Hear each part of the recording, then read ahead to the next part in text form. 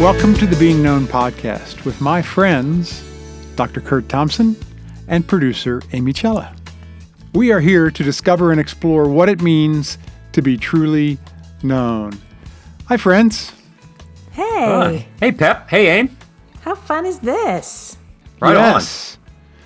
So we are here today with our question and answer episode, all based on Dr. Curt Thompson's book, The Deepest Place, Suffering and the Formation of Hope. And we finished going through chapter by chapter, and we have asked you, our community, to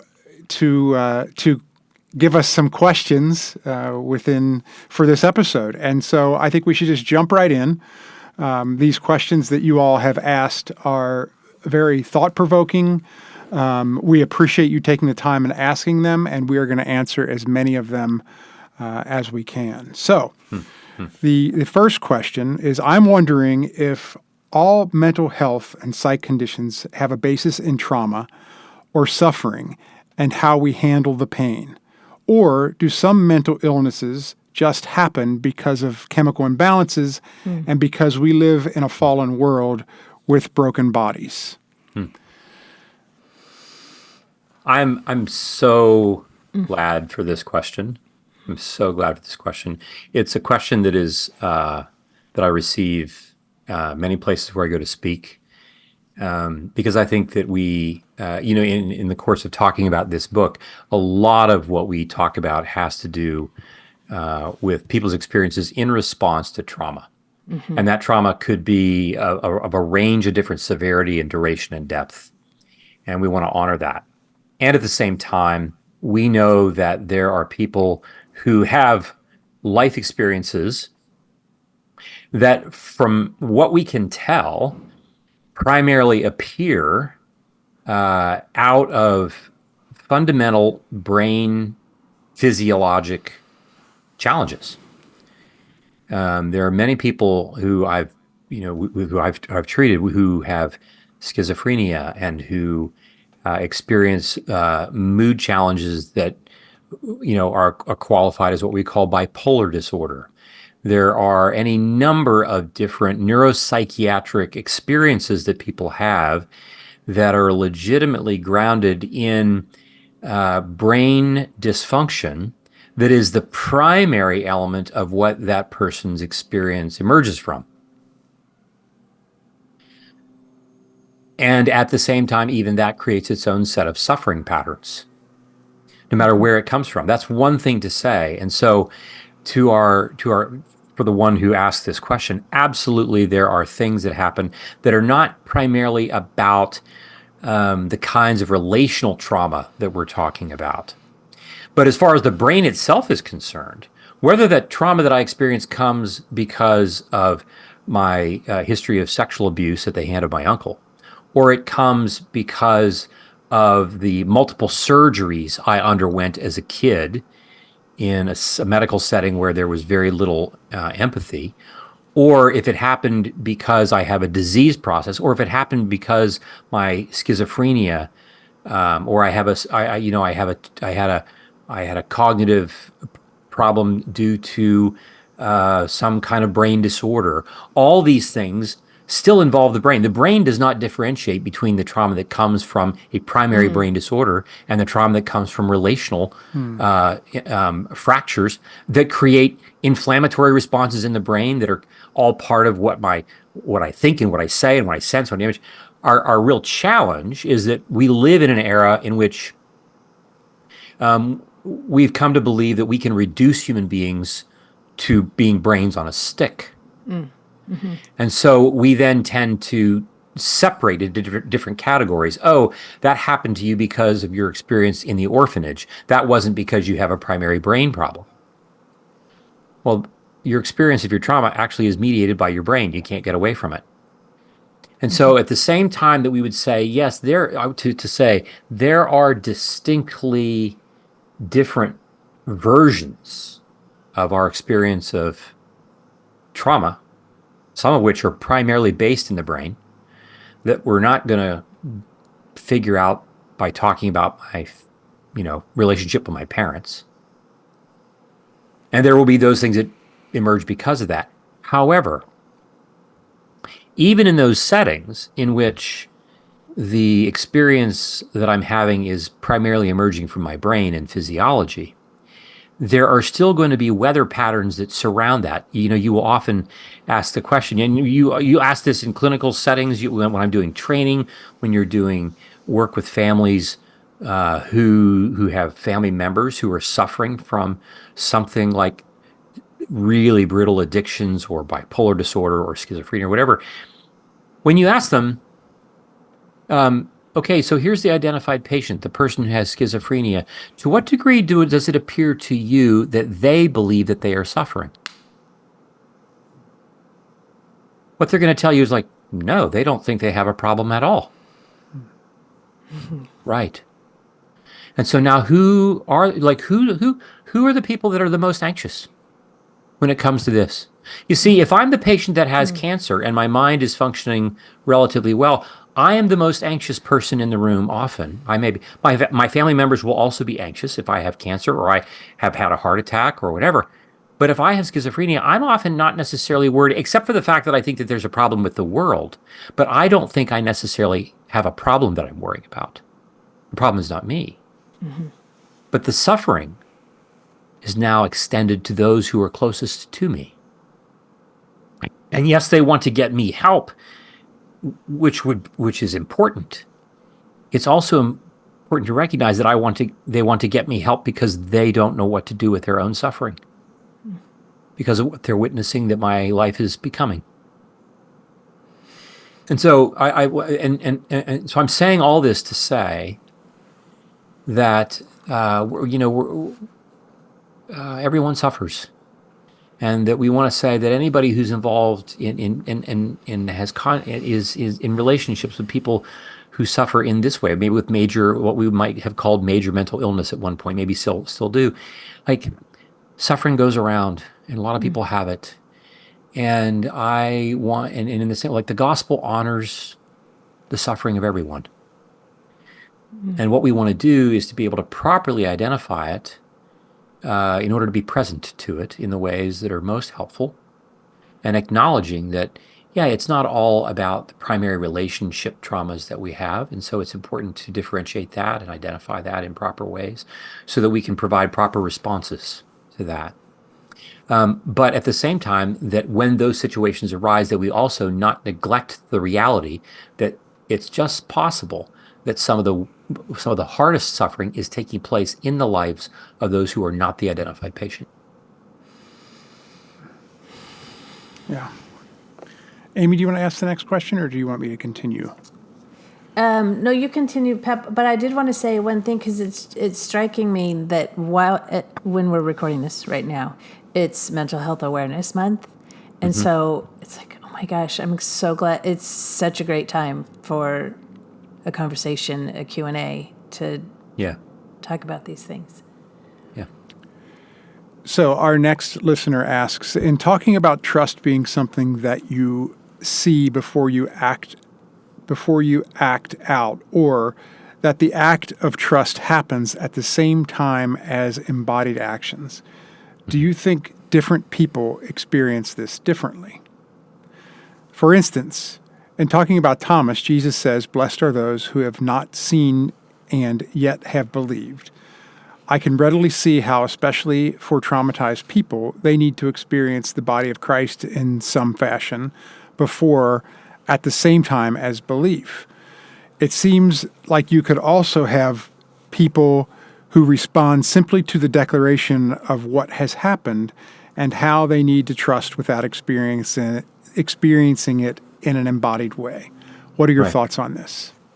Yeah, I mean, I would love to hear your reflections on both of you on this. I mean, when we think about what the mind is and how the mind is ever responding to anything, I think the comment that I made in the book is this notion that trust is not a thing that I kind of generate, and like I have this thing called trust. And then I act on trust. Trust is the act itself. right? How do I know that I trust that I can, that you will catch me when I jump into the pool? We might say, oh, well, I believe it in my head, and so then I believe it, therefore I do it. Well, we actually don't know what you believe until your body shows us. But as in everything, I think it's important for us to recognize that as far as the mind is concerned, the mind does not have a separate category for trust that exists only in my thinking processes. And then it jumps to a second category when I jump into the pool and you catch me. Because even when I'm imagining that you will catch me, that is all part of one continual act of trust. Because even my capacity to imagine it requires my body, in the form of my brain, to do the imagining. And so I think what I'm emphasizing, again, we have to be careful in recognizing that my mind, my body is not ever not involved. My body, because it's my brain. Like, it's not like, oh, I've got these thoughts. I have thoughts as a category for this thing that I do by thinking, but it requires the work of like brain tissue to do this. And this is what's so beautiful about the biblical narrative, that like ancient Hebrews would not have divided us up into all these different categories. They would know that, oh yes, when we talk about loving the Lord your God with all your heart, your mind, your soul, and your strength, they would not have been spending a lot of energy parsing out like, well, what is your heart and what is your mind and what is your soul? They was like, look, like, we think you should get this, that we're using all these words as a way to say, love God with all of who you are. With all of who you are.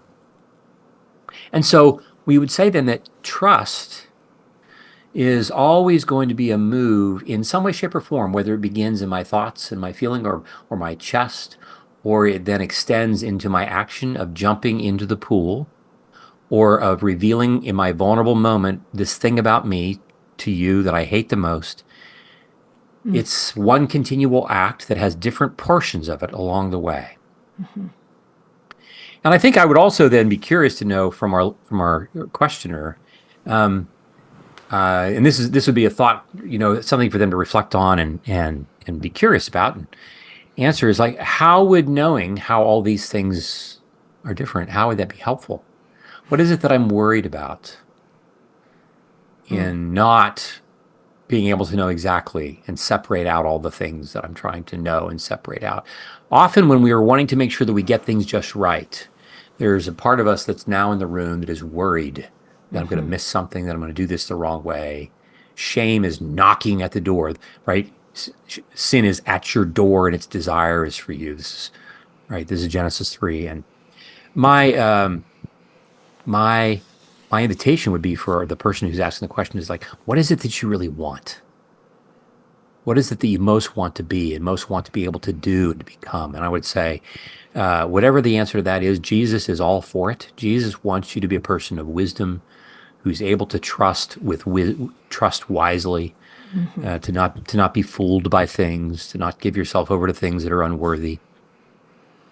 But he's not worried about you doing things the wrong way. I don't know what you guys think about that yet. That makes me think of, like, Curt, when you were saying what's behind the question, and like fear, like I'm going to do it wrong. And then I also thought, okay, or is it wanting so badly to do it right? And yeah. Like removing all vulnerability to it. Like there's no, it's a scary, vulnerable act no matter what. We can't get. It's inherent. That has a greater than zero possible risk. Right. Right. It's not like life is risky. Like I could get hit by a bus. I mean, like nobody gets out alive. Like we are fragile creatures. Right. And evil is counting on us paying more attention to our fragility than our paying attention to Jesus coming to find us. I remember when, Curt, you were talking about how vulnerability is something that we are. Vulnerable is something that we are, not, and so it's almost like accept that. Just, that's the first thing you got to do is just accept the fact that, we are. Can't get rid of that. Can't get rid of it. right? Yeah. Yeah. Good. So, next question. I have a real struggle with the idea, and Curt, you talk about this often, the idea of Jesus being in the room, you talk about often. And this listener has a hard time, a real struggle with the idea of Jesus being in the room. As for me, it doubles the sense of abandonment. If he is there watching abuse going on, I struggle to see how that is happening. It seems to be the major thing that's stopping me from moving forward, which I am so desperate to do so. Or am I just kidding myself? The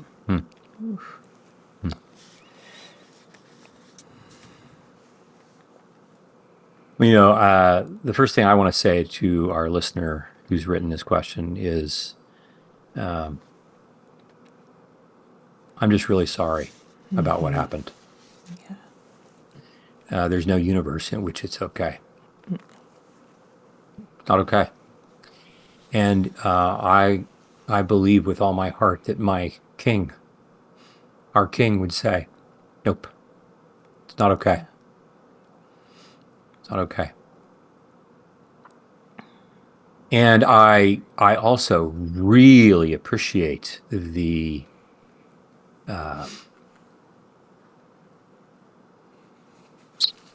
challenge that we have in imagining Jesus being with us in spaces where things have happened.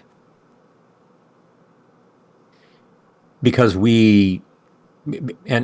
I want to say, we could have long conversation about more than, we don't have the time to have it here, but we could have more and more conversation about, when it comes to suffering, we look around and we say, well, why doesn't God do X, Y, or Z to stop things?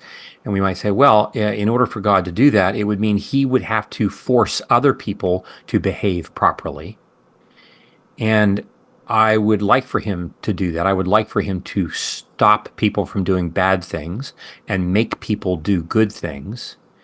Except that if you want to apply that rule to yourself at all times in all places, then you have to consider, well, is that what you want God doing for you? When you would much rather just lose your temper at somebody, and you really want to do that, and God won't let you. I think we're going to have to quickly. We would discover, I don't know that I actually want God being that, authoritarian in the way that I'd like him to be, but he would have to actually make lots of people do things that they don't want to do, and make people not do things that they very much, which means God's not really letting us be human beings.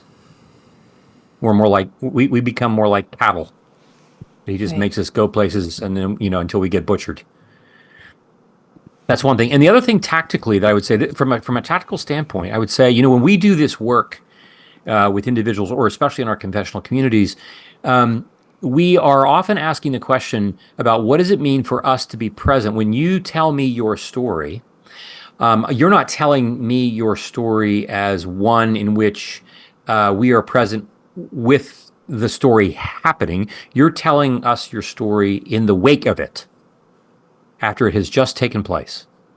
Or you're remembering this thing that has happened, but you're aware that in our presence, what we are, it's as if we have come upon you immediately after something horrible has happened.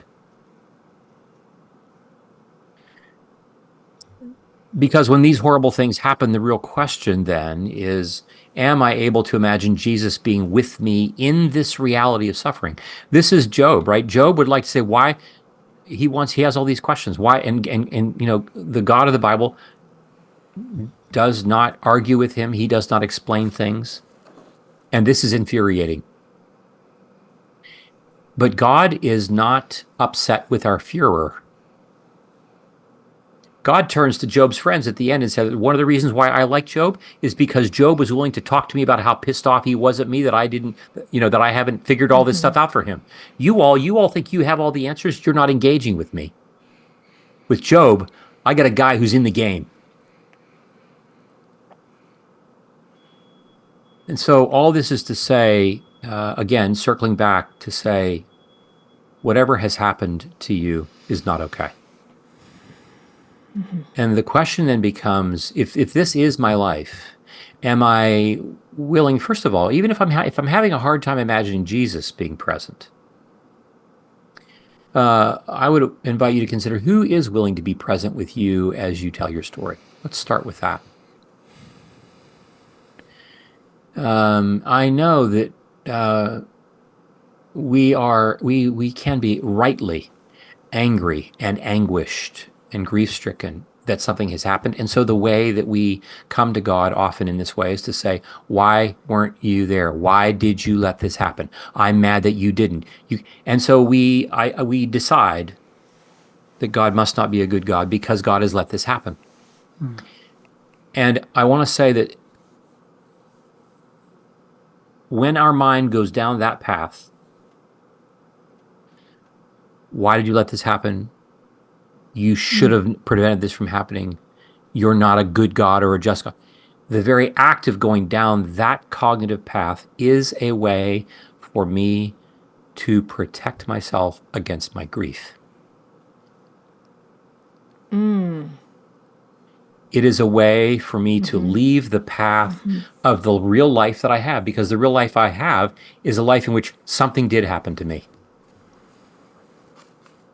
That is the real thing. Like, I can spend lots of time in an imaginary world in which something didn't happen, this never happened. Like, I can do that, but that's not the material world that you actually occupy. Evil loves nothing more than for us to use our imaginations to live someplace else and in another time than the one that we actually occupy, because it knows that the moment we decide we're going to live in the real world where we actually are, this is where God is, and this is where God can act. God is like in the room right now asking me this question. He's not like 3 days ago.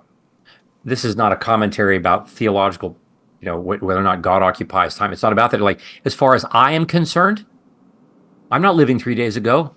I'm here on this Friday recording with you all. I have to decide if I'm going to live where I actually exist. And if I choose to do this, as hard as it is to perhaps put the pause button, it doesn't mean that I don't say to God, I am mad at you. It reminds me of the movie called The Apostle with Robert Duvall, who was this kind of ne'er-do-well preacher. But he was like one of the best scenes in the whole movie. He's upstairs in this house, and he is ranting at God. I am mad. I am mad at you. God wants that. Right. Because if I'm not willing to exhaust my rage, I don't get to my grief. And then God can't help me out of it. I'm so glad you said that, Curt, because God certainly isn't sometimes we think he can't handle it. He can't handle me saying those things, and it's going to, he wants it. I mean, that's right. Yeah. Yeah. Yeah, not only can he handle it, he welcomes it. Yeah. Oh, Yeah. absolutely. Yep. Yeah. And so, I mean, I want to say this is to our listener who has written this. If you were in the room, I just want to say, like, I feel super protective of you. I would want you to like be in the room with the three of us, and the three of us kind of like huddle around you, and we all just hold you. And I would want you to just let yourself feel us holding you. And that's what I want you to pay attention to. I want you to pay attention to, and I know that like allowing yourself to be loved by the three of us would be hard to do, because like we said, like, this danger is all tangled up with our hunger and thirst for intimacy. But God makes no apology about the fact that he's still coming for us, despite the fact that other people have wounded you deeply. He's, as Aslan often asks his characters in Narnia, he says, like, he says, like, whose story are you trying to tell? I'm not telling you their story. I'm telling you yours. What are you doing with you? And I'm like, ugh. And so, yes, because I want healing and comfort and confidence to come for you, our listener who's written this. Oh, do I ever. And I am confident that our King is coming for you, and that it feels risky, it feels frightening, it feels vulnerable to allow yourself to be loved, when it is so much easier to distract yourself by going down that other cognitive path in which we ask lots of questions and, where was Jesus, which will all be a way. Evil will use that methodology to keep me from being in the present moment where Jesus can find me and heal me, recommission me and regenerate me and enable me to then be an agent of healing for others. This is the other thing. Like, our healing is never just for ourselves. It is always for the purpose of a mission that God has for us to be somebody else's hero. Talk about beauty and goodness. Oh, come on. Yeah. I'm really grateful to you, our listeners, our audience, for submitting thoughtful questions. There were a lot more that we weren't able to get to today, but we really are grateful to you all and thankful that so many of you have reached out to us and talked about how helpful that this podcast is to you. And when you do reach out to us like that, it's really meaningful to us, and we appreciate you doing that. The other thing that you have reached out to us with is a couple of weeks ago, we asked what you would like to be called. We asked a question. We asked a question, what you would like to be called. And you answered. And oh, did you answer? Yes. And I'm just going to go down the list quickly and name a few of these. We are going to still join with you and have a vote over what we should do because, some of these. Okay, so there were several votes. Forewarning, we're going to have fun with it. Yeah, so for us, there were several votes for the BKs, and then there were the beakers, as in vessels, and there were the beacons. And to say, like, it's BKERS. Yes, BKERS. ENS. Yes. Yeah. The beloved, and then there was people that just wanted to be called friends, the light bearers, the roomies. There were two people that suggested the roomies for being in the room. Being in the room. Yeah. The roomies. The knowers, the familiars, the insiders, the understanders, the community, the be-knowners. There were several suggestions for the be-knowners. The joyful slugs. Who wants to be called the joyful slugs? I got to meet this person. Maybe because transformation takes so long. I don't know if that's. Would you say shorten it to slugs? Yeah. Setting snail with the joyful slugs. J slug. J slugs. Oh, this next one. Yeah, this one. Wait for this. I can't even. The curtsies.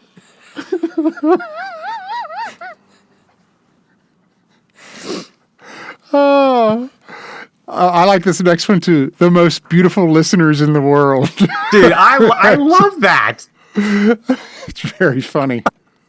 Oh, gosh. I lost my list. Where'd it go? The TBK community. Yes, there you go. To be known. BKP community. Oh, TBK. Well, TBK? I think it must be. The being knowns. Yeah. Yeah. And then the Being Known podcast, BKP community, the knowers, the gnomes, as in GNO, the gnomers, the gnomers. Yes. The desirelings for Dr. Desire and the Desirelings. That's also the name of a rock band.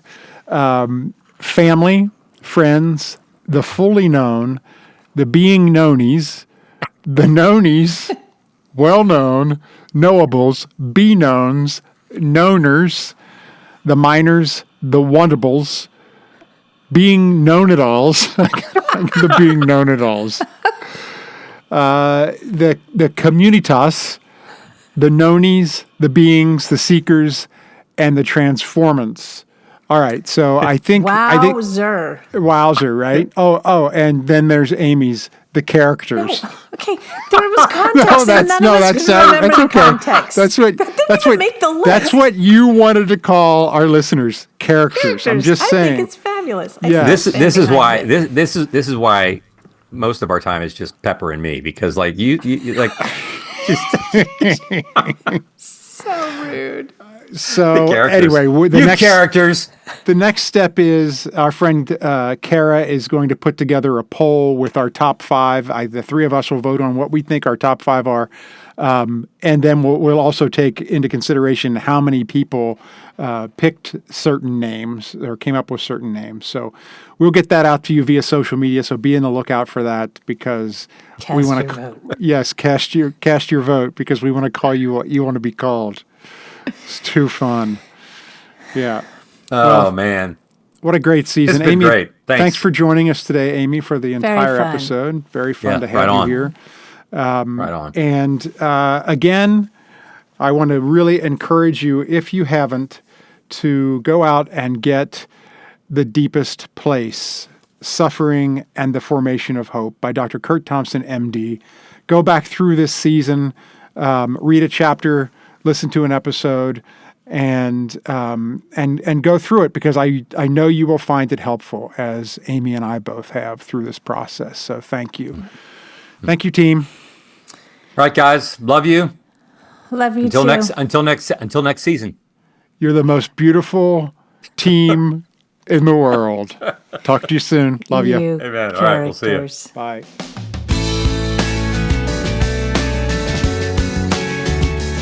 This podcast is produced by Curt THOMPSON, Pepper Sweeney, and myself, Amy Chella. Audio production and editing is by Keaton Simons. Video production and editing is done by Mark Gould. If you'd like to connect with us, you can find us on social media at BeingKnownPod. If you like this podcast, tell a friend. If you love this podcast, tell everyone you know. And please like, rate, and review wherever you listen. Be well, be known.